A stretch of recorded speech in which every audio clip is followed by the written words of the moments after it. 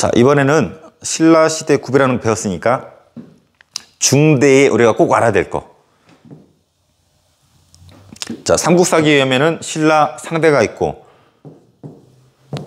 삼국 통일을 하고 나서 중대라고 했어요, 선생님이. 중대, 그 다음 하대. 그래서 중대에서 꼭 알아야 될 왕이 누구냐면 바로 유명한 신문왕입니다. 신문왕, 뉴스페이퍼 킹. 자, 신문왕 때 있었던 일 한번 알아볼게요. 일단 장인 어른이에요. 김흠돌이 난을 일으켜요. 이름이 졸라 멋있어. 흠돌. 근데 신문왕의 장인 어른이야. 장인 어른이 사이가 왕인데 왕을 몰아내고 지가 왕이 되고 싶었나 봐. 우리 신문왕이 어떻게 해? 신문 보다 말고 우리 장인 어른이 난을 일으켰다고 해가지고 힘을 돌돌 말아가지고 싸닥을 쳤다라는 이런 기록이 나오죠. 그래서 이름이 뭐라고? 뉴스페이퍼 킹, 신문왕. 그래서 웬만한 난 하면은 거의 99% 하대 때 반란이 일어나거든요. 근데 중대에 있었던 유일한 난 하면 우리 흠돌이의 난, 이름이 아주 토속적이고 아주 친근해요. 흠돌이의 난 꼭 기억해 주세요. 그리고 신문왕은 중대는 한마디로 표현하면은 왕권이 무지 셌었던 때예요. 왕권이 무지 세던 때. 왕권이 세다라는 것은 귀족은 상대적으로 약하겠죠. 하대는 반대예요. 왕권은 무지 약하고 귀족이 상대적으로 세던 때죠. 그래서 왕권이 무지 센데 귀족을 누르기 위해서 이런 거 있었대요. 노급을 폐지하고 관료전을 지급합니다. 이게 무슨 말이냐면 이렇게 땅이 있어요. 만약에 관리가 됐어. 통일시할 때 관리가 되면은 이 땅을 줍니다. 땅을 주면은 여기 사람도 있지만 여기에서 세금을 거둘 수도 있어요. 여기 사람들이 농사를 져서 어떤 곡식이 나오잖아. 이것의 10분의 1 정도를 국가가 세금으로 걷어가게 되는데 여기에 관리로 지정이 되면은 이 세금을 이 관리가 가져가게 돼 있어요. 이거 유식한 말로, 어려운 말로 수조권이라 그러는데 세금 걷는 권리란 뜻이에요. 국가가 받아가야 될 세금을 이 관리가 가져가게 되는 거지. 그래서 관리가 되면은 노급이게 하면은 여기에서 세금도 관리가 가져가고 여기 있는 사람도 관리가 마음대로 일을 시킬 수가 있었어요. 그래서 관리는 힘이 무지 센 거야. 노급은. 근데 이 관료전 같은 경우는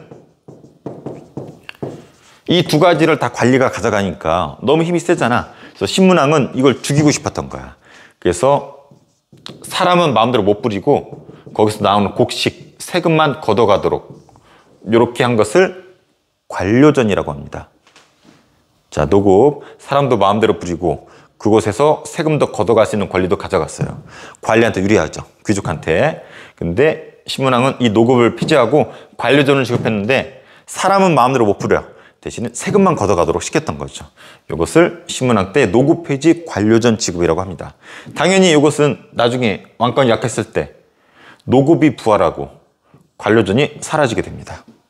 반대라고 보면 돼요. 자, 그리고 국학이라고 하는 유교학교, 유학을 가르치는 학교를 설립했고 그리고 여러 가지 제도를 정비해요. 선생님 본 수업 때는 이거 많이 생략을 했는데 이런 것도 있어요. 통일이 되었잖아, 전국이. 그래서 땅이 넓어지죠. 그래서 구주 오소경이라고 해서 지방제를 개편합니다. 특히 오소경 5개의 조그만 수도를 둡니다. 지금으로 치면 광역시 정도 되는 건데 그 이유는 신라가 너무 구석탱이 있잖아.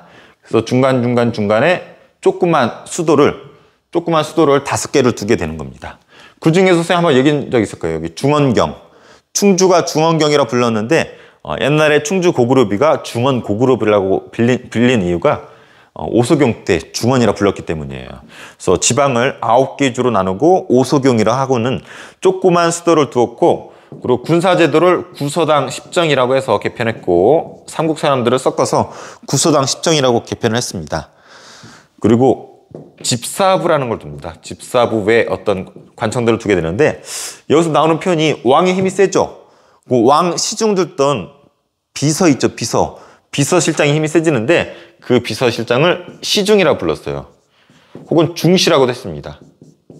그래서 얘네가 귀족의 대표인 상대등보다 힘이 셌습니다. 귀족들이 대표들이 회의를 했는데 이걸 화백회의라고 해요. 이 화백회의의 짱들을 상대등이라 부르는데 왕권이 세던 중대 때는 이 왕의 비서였던 시중 혹은 중시의 힘이 세고 귀족들의 대표회인 화백회의의 짱이었던 상대등의 힘이 약합니다. 요것은 신라 말 하대가 되면 어떻게 되겠어요?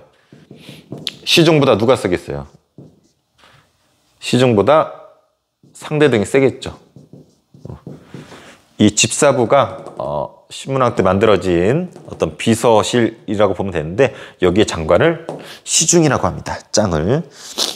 그래서 그 정도 알아두시고